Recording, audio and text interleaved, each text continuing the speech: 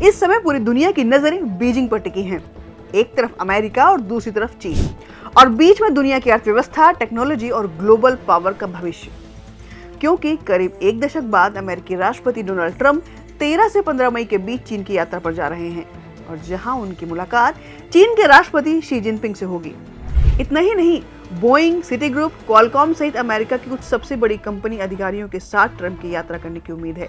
और आपको बताते चले कि बीते साल अप्रैल में राष्ट्रपति ट्रंप ने कई देशों पर टैरिफ लगाने की घोषणा की थी, और ट्रंप के इस फैसले का नतीजा यह हुआ था कि अमेरिका और चीन के बीच टैरिफ वॉर छिड़ गया था। हालांकि ट्रंप और शी जिनपिंग की दक्षिण कोरिया में अक्टूबर में आमने सामने हुई आखिरी मुलाकात के बाद टैरिफ पर रोक लगा दी गई थी, लेकिन दोनों पक्षों की ओर से चेतावनियां लगातार जारी रही। ऐसे में अब सवाल ये है कि क्या ये सिर्फ एक सामान्य विदेशी यात्रा है, या फिर दुनिया की दो सबसे बड़ी ताकतों के बीच नए इकोनॉमिक कोल्ड वॉर की अगली बड़ी चाल है। दरअसल अमेरिका और चीन के बीच का ये टकराव आज का नहीं है। बात है साल 2018 की, जब ट्रंप ने चीन पर भारी टैरिफ लगाए थे।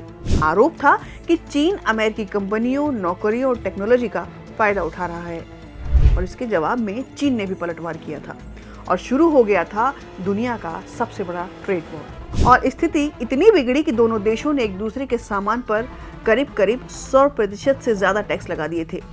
फैक्ट्रियां प्रभावित हुई, सप्लाई चेन टूटी और पूरी दुनिया की अर्थव्यवस्था हिल सी गई थी। फिर सत्ता बदली, जो बाइडेन आए, लेकिन चीन के खिलाफ अमेरिकी नीति नहीं बदली। हवाई जैसी चीनी कंपनियों पर प्रतिबंध लगाए गए, टिकटॉक की जांच हुई और चीन के इलेक्ट्रिक वाहनों तक को अमेरिकी बाजार से लगभग बाहर कर दिया गया। यानी राष्ट्रपति बदले, लेकिन चीन को रोकने की अमेरिकी रणनीति नहीं बदली।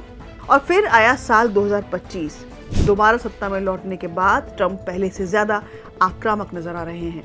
उन्होंने चीन पर नए टैरिफ लगाए हैं और फेंटानिल यानी मादक पदार्थ तस्करी का आरोप भी लगाया, और चीन पर आर्थिक दबाव बढ़ाने की कोशिश तेज कर दी।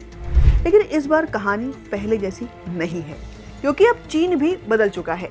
चीन ने अमेरिका पर अपनी निर्भरता कम कर दी है, नए व्यापारिक साझेदार बना लिए हैं, रोबोटिक्स और चिप टेक्नोलॉजी में भारी निवेश किया है, और पश्चिमी कंपनियों पर निर्भरता घटाने की कोशिशें शुरू कर दी हैं।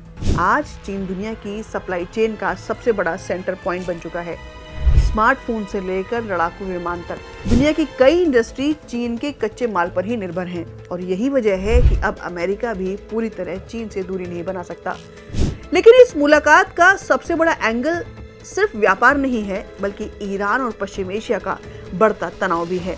आपको बताते चले कि चीन ईरान का सबसे बड़ा तेल खरीदार है, जबकि अमेरिका लगातार ईरान पर दबाव बना रहा है। ऐसे में बीजिंग में होने वाली यह मुलाकात तय कर सकती है कि आने वाले समय में दुनिया आर्थिक सहयोग की तरफ बढ़ेगी या फिर एक नए वैश्विक टकराव की तरफ। अब देखना यह होगा कि क्या ट्रंप और शी जिनपिंग के बीच यह मुलाकात डील में बदलती है या फिर दुनिया एक और बड़े ट्रेड शॉक की तरफ बढ़ती है। आपकी इस बारे में क्या राय है, हमें कमेंट सेक्शन में जरूर बताइएगा। धन्यवाद।